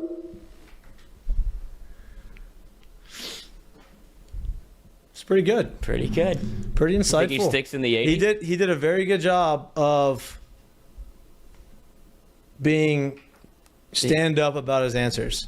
I'm sure there's some things that he wanted to say that he didn't say, which is good. Mm-hmm. But I think he answers not stuff. ideal for him. He answers stuff without answering stuff. Yeah. You know what I mean? Like, he didn't want to leave. He obviously wanted to stay here and be here, but he also knew that he had other goals. He had bigger goals and ambitions in his mind, right? And he felt like the best way to get to those goals and ambitions was to move on and put himself in a position to have more opportunity. It's probably the toughest decision of his life. No doubt. And I like that he said that because it's not about the competition, right? Listen, he was a guy who's always had to fight against the odds. He's playing a wide receiver position that is very, very competitive position. Like, there's a ton of wide receivers, especially nowadays, the way the football is played. Like, wide receivers are everywhere. Elite wide receivers are everywhere. So there's always going to be competition no matter where you're at. And so that's not the issue. I think that the thing for him is, where can he go to excel and show his skill set so that he can get to the next level and play in the NFL. And so I would support him, man. I'm excited for him. It sucks that he's leaving. I would like to see him do that here, but obviously he didn't feel that he could do it here, so he's moving on, which is good for him. Yeah, obviously I want the best for him, and I think anybody does. Everybody, it feels like, is a Jack Besh fan. He's a crowd favorite no matter what, and that's what I feel like it hurts the most, is to see somebody that literally had to work for an LSU offer, commits to Vanderbilt. He's like kind of waiting for LSU to offer, gets the offer, balls out his freshman year, and the sophomore year just kind of like, what? You don't really know what happened. It just that you never really got to see him play again in terms of the same amount of reps that he got last year. So it's not the storybook ending that you wanted if you're a guy that grew up in Lafayette, goes to LSU, then goes to the NFL. But at some point you have to, like you said, he's like, I had to make a big boy decision, and that's TCU for him, and he's going to make a name for himself and probably go to the league. I tell you what, though, I'm so happy he didn't go anywhere in the SEC. I mean, that Georgia call would have been tough.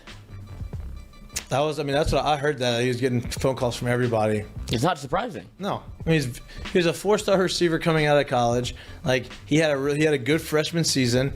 He's super talented, and his sophomore year just wasn't what he wanted, and he didn't get the opportunity maybe to make it to what he wanted. So he decided to leave. Like, he's going to be very good at TCU. I think he's going to fit really well in that offense, and there's a lot of openings.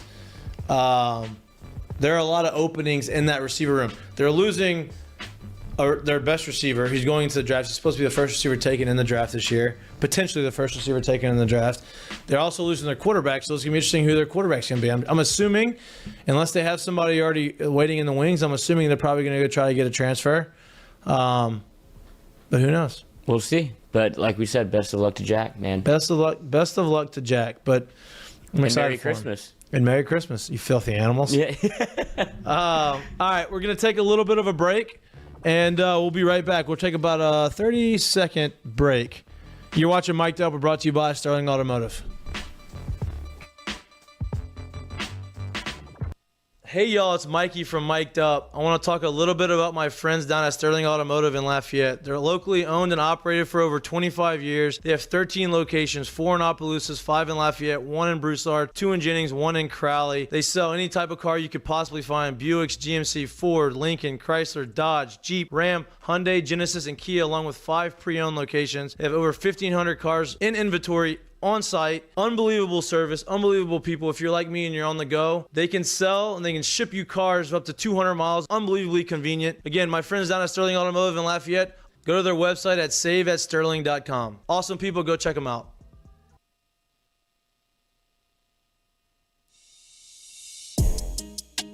Today's show is brought to you by Dos Equis. Here in Louisiana, we like to have a great time. If you're looking to be the life of the tailgate, check out Dos Equis mini kegs. Hold 16 beers, easy to tap, easy to pour, easy to chill. Check it out. Become the life of the party. You're welcome.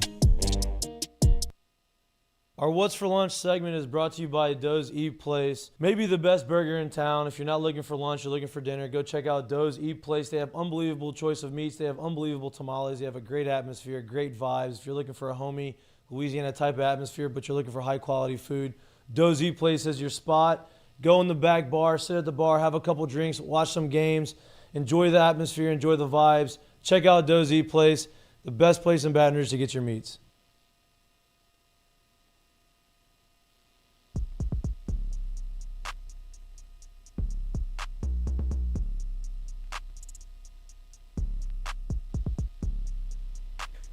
Welcome back to Mik'd Up.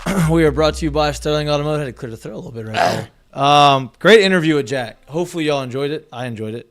Some pretty good insight Still feel bad for my guy. onto why he left. I do feel bad. You know, obviously I wish he was still here. I like watching him on the field, you know.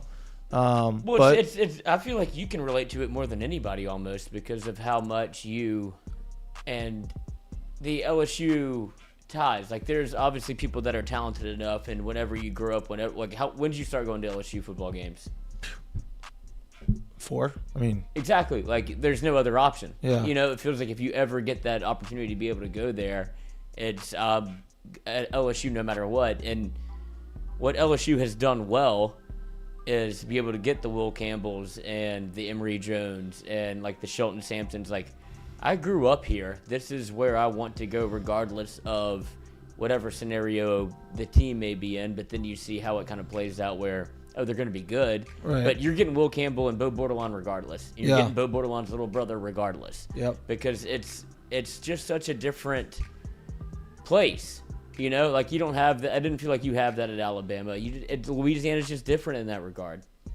yeah, I mean, I agree with that, with the Louisiana part. I don't know enough about growing up either. in Yeah, Alabama. yeah. You know what I mean? I got. Yeah, Desmond no, on you're the trying brain. hard. You're trying very hard to put LSU Trump Alabama. I get it. I respect it. I do respect it. But Jack's doing what's best for him, and I'm excited for him. I'm excited for the future for him. I will watch a lot more TCU games next year because of him. You know, so I wonder if they get a quarterback because he might die in the playoff. there's a few out there. What's his name? Max Duggan. Duggan. He gave it all for TCU. Yeah, that he day. did. He did. And they're in the They're in the- 1-4. They're 3. They didn't 3. move. Interesting. Ohio State's not got in there at 4, which they gave Georgia the tougher game. But Georgia gets to play at home, basically. Yeah, they're the Georgia Dome. The Georgia Dome. 50-yard line. That's what you did there. That's why we're friends. We've had a good show. We've had some good guests. It's gonna be listen. There's a lot of. We've done 5 hours of content. There's today. not a ton of talk, but the LSU basketball game is ongoing. It is live right now. LSU is up 15-6. I feel like I should mention that. The other thing I want to talk about is it's Christmas this weekend. If you didn't know, Lloyd, I honest to God, didn't. So Christmas Eve is on Friday. I mean, on Saturday. Christmas like Day is on Sunday, right? This is where the NFL takes that step to being like, hey. They cuckolded Yep. the NBA. The NBA got fucked because the NBA, Christmas Day on the NBA is a huge day, right? Usually it's the middle of the week and there's really not much going on. You can't compete. This year, they have the Sunday slate of NFL games, I think only has three or four games. 3 games, I think, which means all the other games are on Saturday plus the Monday Night Football game, which is a stinky game with the Colts. So Saturday, Christmas Eve, which I'm pumped about because, one, it's going to be very sunny. It's going to be chilly outside, which I love because it puts me in the Christmas spirit. I'm going to have the fire going outside, the heaters outside. I'm going to be grilling some deer sausage. I'm going to be doing some apps, cooking a gumbo for the in-laws, for the house. Are you a gumbo guy? I do like Do you gumbo. make a roux? Yeah, well, I do it because I'm going to have the whole team of my father-in-law and my brother-in-law are going to be with me and helping me. Andrew, if you're listening to this, you better fucking get my house. Simon? Yes, I'm doing my in-law. Yeah, well, I know he does. Well, I guess Mike could have done it. He does my car insurance. I have no idea if I'm paying him or not. They sent me like an email, and I don't know if it's like auto pay or what. But probably should call him. You're a mess. He did call me, and then he canceled. So maybe we got a little like under the table deal. Maybe. I doubt it, but maybe. But anyway, I'll be doing that. But there'll be football on TV. A lot of football on TV. The Saints play at noon on Saturday. If you haven't been keeping up with the Saints, I understand why. They have not been very good. They haven't been a very entertaining football team offensively. Defensively, they've been pretty good. They've had some lapses, but the last few weeks they've been playing really well. They haven't been able to close out games outside of last weekend, which they tried not to, but they did it. And believe it or not, they are still in contention to win the division. I do not think that they are going to win it. They are a game behind, three-way tie a two-way tie for second place, a game behind the Bucs. The Bucs have a tough matchup this weekend. Well, the Bucs have to lose 3 straight, and LSU. Does it? The Saints have to win 3 straight. I don't believe that. No, that's the. Mm-hmm. Oh, really? Yeah. The Bucs have to lose all 3 games? That Well, doesn't make sense. not all 3. They have to lose all of their division games. The Saints have to win all of their division games. Saints have 1 more division game. So I'm saying what, and the Bucs have. We talked about this on Monday. They have the Panthers.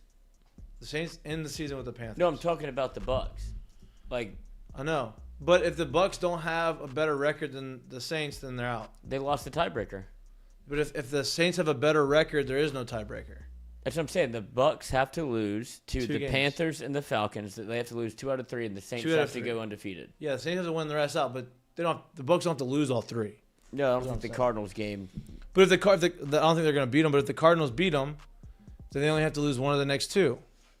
And the Saints have to. If the Saints, what's the records? What are the records? Standings. Here we go. No, just give me the records. 6-8. Okay. Saints are 5-9. Right. Okay. Saints had the Buccaneers beat. I understand. They're 5-9.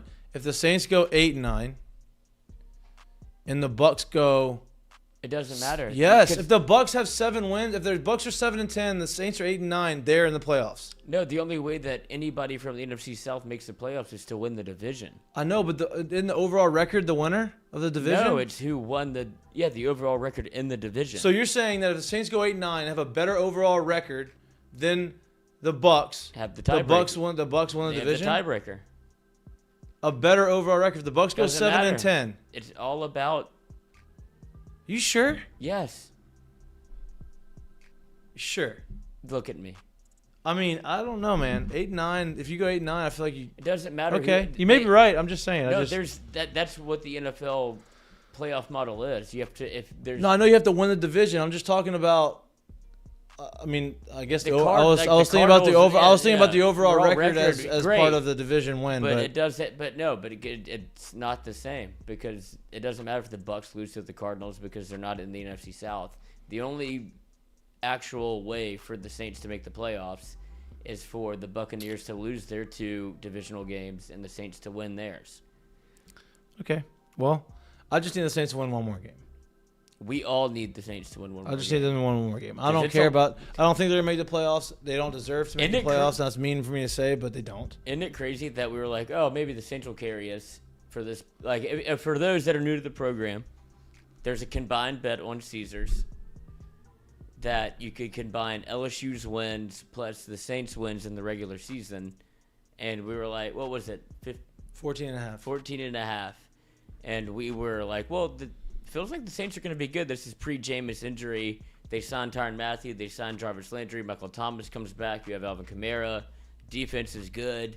And we're like, okay, well, the Saints will take care of business. They're not going to be fucking At least trash. 10 games, you know? Yeah. 9 games, 10 games. Give it a little leg up. 8.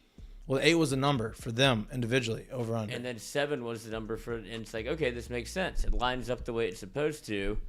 And then the Saints are just trash. Yep, but LSU carried them. I mean, you lost to the 49ers 13-0. Yeah, but the 49ers You lost to the No, but I'm saying you hold them to 13 points. Yeah, no. You lose to the Buccaneers 17-16. That should have been a win. You lose to the Steelers. Yeah. There's a lot of bad teams we lost to. Teams you should have won. You lost Earlier to in the year. Cardinals that's going to fire their coach. Well, Cardinals were like that, but before that, there's other bad losses that we should have won. The Cardinals kind of beat the shit out of us. Yes. Well, not really. That's what I'm saying. It's Yeah, but 42-34. they made the game. Points. They made the game more respectable at the end. But those are the wins that you're looking at whenever you do a little bit of gambling. That you're like, okay, I could see them beating the Cardinals. I could see them beating the Steelers because they have a rookie quarterback and it's. They should have beat the Bucs. And then the Niners I get, but then they lose their quarterback. Then they lose their quarterback again. It was the best defense in the league. So the Saints aren't far behind that. No, that's why they only gave up 13. Yeah, it's hard to lose a bet when it was 13-0 is high school football. It is, and you know what else is going to be high school football is the game to this weekend against the Saints and the Browns. I'm taking the under. We're taking the under. I am taking the under, which is tease 32. Don't tease it. Take it straight up, baby. Come on. No, don't mess with my system. I'm on the road to 2K now. Wow. How high do you think you're gonna be able to get? Well, I mean, this is a grind for you. That's what I don't think people realize is that it's happened $10 at a time. Yeah, it's a grind. I'm impressed by you. A couple parlays have hit, but what was your biggest parlay? Like the winnings of a parlay? Nothing that would like. That's yeah, what I'm right. saying. It's not that big of a deal. $100 and something dollars. 50. It's just so cheap.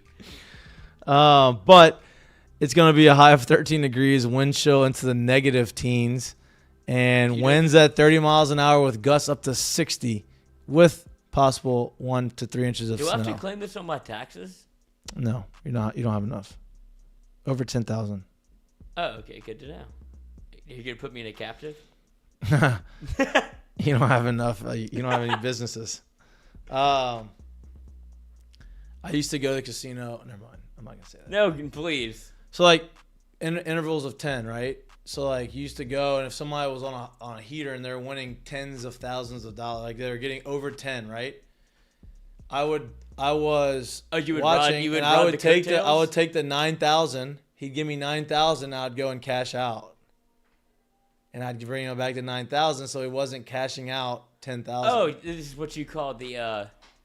Actually, I'm not gonna say it, but there's a person that you know that I know that would call it the squirrel fund. You put it in your pocket, like he would. Oh no, I didn't take anything. I only got 9,000 in chips and would do it. So if he won 50,000, I would just cash out in intervals of 9,000. Yeah, he would do the same thing. He would just put it in his pocket. He's like, these are not gambleable. Like, this is my money that I'm not gonna touch. It's like the squirrel fund. I got you. Okay. Which is a smart idea. I mean, it would probably be smarter to go straight to cash out, but he didn't want to leave because you never walk away from a heater. No, I no, but I didn't. Like, I wasn't gambling. I was being given the chips to go cash out for the person gambling. Oh, you're the middleman. Yeah. Did you keep any? I mean, not without him giving me any. Because he wouldn't know. But I'd already gambled. Yeah, he would know. I already gambled. I already won a little bit. Not like that, but yeah, when somebody gets hot, it's fun. He would put it in his pocket and be like, don't let me touch this. This is actually my winnings. That's hard to do. That's why you go cash out so you don't have the chips. It's easy to just tell the chip out. Oh, I have a double. The double with a 6 showing. I have 11. Let me double down. Oh, I ran out. Okay, here's another $100. Let me just pull out one chip. Oh, shit. I got to split this one. Let me just pull another one. Now you're down 400, the money that you didn't want to spend because you lost a bad double. But talk about gambling. Are you gonna be gambling this weekend on the NFL games? I'd imagine. Yeah, I'll take a Do you look. like anyone? Obviously I like the under of the Saints Browns. That's what I'm saying. That's what I'm looking for. I am going to take the Lions at -2.5 against the Panthers. That's a trap. Nope. I'm riding the Lions hot straight. I'm telling you, that's a trap. The trap is the Bengals at -3 in New England. That's the trap. No, New England, it's defense. That's my point. New England. Well, New England's had a tough loss. There's gonna be cold weather. Joey B's from Ohio. I mean, it doesn't matter, but it's gonna be bad weather, regardless of who's playing. It's gonna be bad weather, and Patriots always seem to do some stupid shit. Whenever they're in a bad position, people kind of count them out. Yeah, Bill Belichick will get you every now and then. I don't think Justin Fields is playing. Saints are catching 2.5. They're taking the weather into account. No doubt. Texans have been fucking everybody's lines up the last 4 weeks. God, we got some interesting matchups. Seahawks, Chiefs. I always said double digits. Double digits. I think I'm going to take. I mean, why would we not tease the Niners against the Commanders and the Chiefs against the Seahawks? Chiefs are at home. Ooh, I kind of like the Commanders +7, Coach. And so I'm saying you go the other way. You get it at the money line if you tease it. So you get. I know. I've never done a teaser. I should probably try one of those and just see. I mean, I keep trying to tell you over here, and you don't listen. You get mad at me, but the proof is in the pudding. You're right. You're doing better than I am. It's okay. I am at even money of this last time I've put money in. I haven't put money in a while. But I'm at even money. I will be up. If Saints win a game, I will be up money. But in this last. And a hit on Caleb Williams winning the Heisman. So how much was that? 10 to 100. There you go. That's the other thing. I don't. Your futures have been hitting well. Mm-hmm. That's good. You've had good futures. All right, let's get to the seggies. Let's shut this thing down, baby. We got an early day. I want to get the fuck home. It's a long day. I know everybody's tired. And we ain't got much more to talk about. So let's do it. All right, who do you want up first? Not my fault. Brought to you by Dozy Place. This is your seggy, baby. Also, going into 2023, we're gonna change up the segment. We're gonna have more defined segments. We're gonna have better segments. We don't quit on things. We have great ideas. Yeah, we don't quit on things. We have to keep riding through this. The execution. I need to get my life in order a little bit more. Yes. Okay. Go ahead. My fault, not my. Wait. Yeah. My fault, not my fault. Desmond Ricks, I'm sorry, but the man I respect the most, and I'm going to go ahead and call it not my fault. Colin Hurley, this is the second tweet he sent out about Desmond Ricks, trying to get him into Tiger Stadium whenever all of this news is busting. So, if you don't know, Colin Hurley. Wow, look at this tweet. That's what I'm saying. He's one of the most well-spoken 15-year-olds I've ever heard. I don't believe he's 15, to be quite honest, but the way, this is what he's doing. He understands, the year, how important Desmond Ricks would be to LSU, and he's trying to actively recruit for LSU, which is the best thing you can ask for from a commit that's somebody that's 2 years away, is to be able to kind of kowtow for your team. Like Cardell Thomas did this. His career didn't work out the way that everybody kind of. Can he skip another year?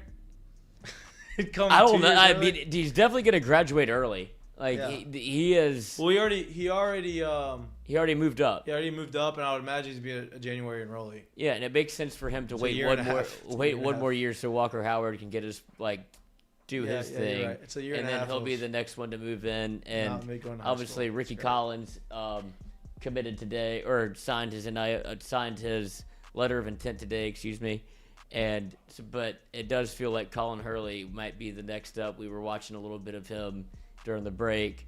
He is electric, but I just love how bought in he is to LSU. And I don't want to say not my fault to Desmond Ricks, but I just appreciate Colin Hurley giving one last try because it feels like he's gone. Yeah, I don't think he's coming. I appreciate the effort, Colin, though. I do. I respect the hell out of that. All right. Curtain calls are brought to you by Frankie Harris at Assured Partners. You want to go ahead and... This one's yours. All right.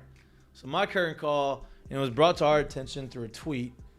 we got a tweet sent to us about our co-host, our friend Jared Mitchell, who is not on the show today. He's feeling a little ill, under the weather. I didn't know you could miss work for being sick. Yeah, he can do that. We can do that. That happens in real life all the time. But this tweet was sent to us, and Ricky Collins, who you just mentioned, just signed his letter of intent to come play quarterback at Louisiana State University. Oh, Leonard. University of Louisiana State University. And this tweet is a video of our co-host Jay Mitch giving Ricky Collins baseball hitting lessons. So that's my current call, because it's cool to see somebody. I mean, how old is he? I mean, that was 4 That's years 4 ago. years ago, so- Look at the difference in size in 4 years. Got a great baseball swing. Yeah, so like Jay Mitch was the one giving him lessons, and obviously it's nice to see like athletes at that age blossom into what they are now, and so I thought that was pretty cool. Jay Mitch is giving back to the kids. And, it's unbelievable, and this is what I think. I like to see him get off that backside a little bit more. A little bit more, yeah. He's kind of. Yeah, it's okay. He was 13 or 14. Yeah, he's kind of getting beat. You should Just be getting a little stuck. Yeah, Starting a getting little late. Stuck He's just is the starting a best little way. late. Start a little early. Boom, get through it. It might be Jared Mitchell's fault. Hey, that's a little preview of what we can talk about during baseball season. Give you some baseball lessons on the show. But that's what I continue to harp on. That's what you get in Baton Rouge. It's such a different place to where you have these relationships that are built in, and it's so hard to leave. Well, it's so localized as far as recruits Right. coming here that they're so accessible. They make themselves accessible to all of the fans and the kids, right? You just never know what kid you're going to have an impact on, or what kid's going to become a really good. I remember when I was a freshman in college, we just won the World Series. That next offseason, I gave hitting lessons to Antoine and his brother Mondo. Mondo's the best pole vaulter in the world. Like, you just never know who you're going to encounter. And that's just to your point. That's the beauty of. Oh, Brian Kelly did his TJ Rim show today. Oh, nice. I bet you he's a little tired too. Do you think he? Dude, wow, that came out of nowhere. Wow. Do you think he? I mean, I'd imagine he's in touch, but he's not. He's done. You just kind of wait for the facts. Yeah. FAX. Unless he needs to make a last minute last ditch effort, but. Shout out Ricky Collins. Shout out Ricky Collins. Do you have a curtain call? Or no? No, I don't. Okay, no curtain call. Curtain call. Actually, I do. Okay, we do have one. Curtain call to you. For Coming what? in, hosting this morning, doubling up on the shows, and doing Yeah. one tonight. Yep.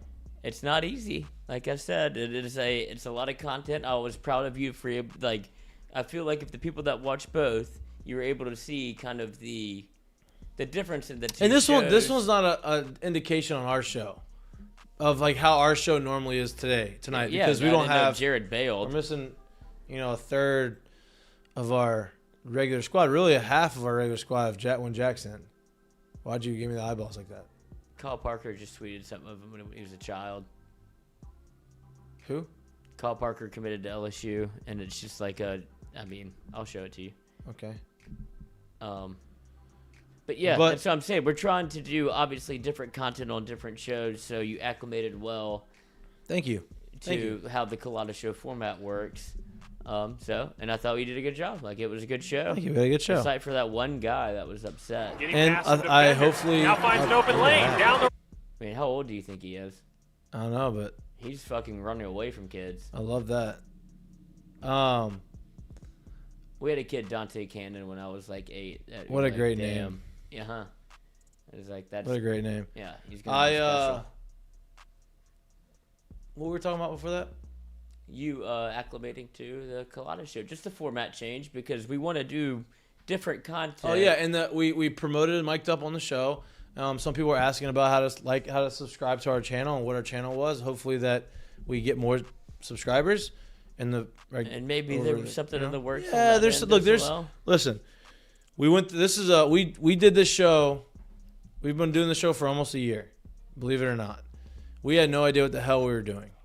I came in here and I said, I think we can do this. Like, let's talk about sports. Let's try to bring a national audience a little bit. Let's kind of grow it outside of LSU. We're going to talk mainly LSU. I don't want to talk about baseball. But we're going to talk about everything, right? I love baseball, and baseball season is great. It's coming back up. We're going to have a big year, and it's going to the show. We have a lot of cool things that we're going to do with the show going into next year. Sometimes you just got to throw yourself into the deep end and just see if you can sink or swim, and you learn on the fly. That's the best way to learn, at least for me it is. And we did that. We appreciate all the support. We thank you for all the support. We will have new sponsors, some new sponsors going into 2023. We'll have a different type of show. Same type of show, but we're gonna grow.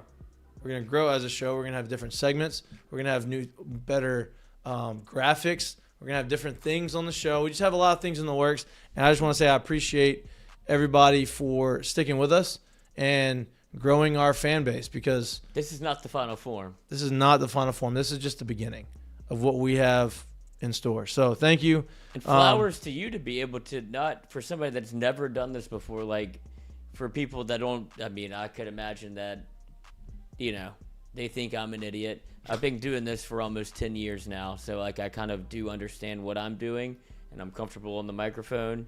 For you to be able to walk in and kind of kill it as soon as you started. All right. Okay.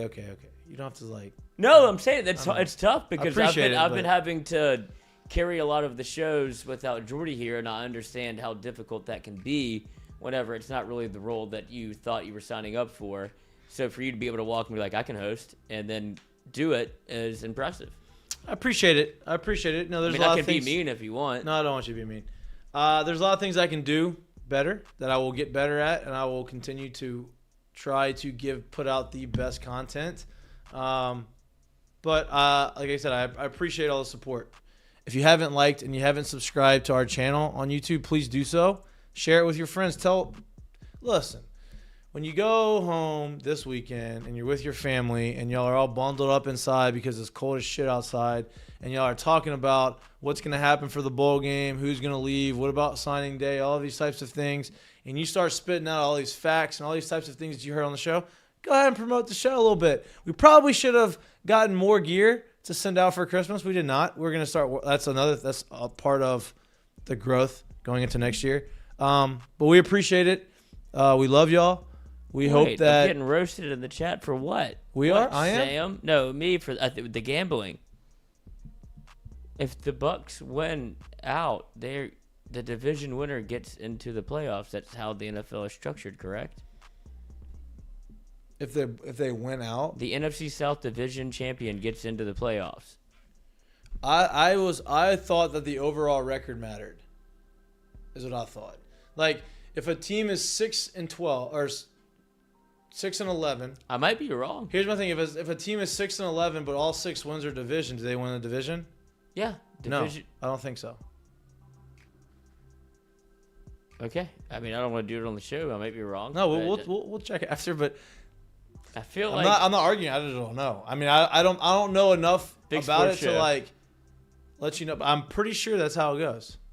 Like, the number of wins matters more than. Yes, I believe. I don't think so, but we will find out. We'll find out off air because I'm ready to go the fuck home. Yeah, we're gonna find out. All right, appreciate y'all. Love y'all. We'll be back next Monday. Please enjoy Christmas. Merry Christmas to everybody. Oh, big shout out to Shea and Billy Embody. Well, obviously Billy Embody this morning, helping us with recruiting. Yep. Shea this tonight because I know he had a rough, long day. Shout out to Jack yesterday coming in, doing the show. Great interview. And that's that. Enjoy y'all's Wednesday night. Enjoy your Christmas Eve. Enjoy your Christmas Day. I hope everybody gets everything that they asked for from Santa Claus. If you could have one thing, what would you get no matter what it is? Like, I mean, that's how you don't have the show. I don't know that. What do you say it again? Like, I'd like a PlayStation 5, but I know I'm too old to ask for one.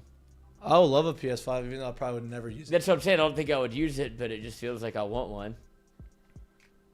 Yeah. I don't know. PS5 would be good. I would like that. What do you want for Christmas? I don't want anything. I told my wife not to. Just her love and support is all I want. Same. All right. Have a good night. Enjoy your night. You're watching Mik'd Up. We're brought to you by Sterling Automotive. Want to show up at F45 again. Peace.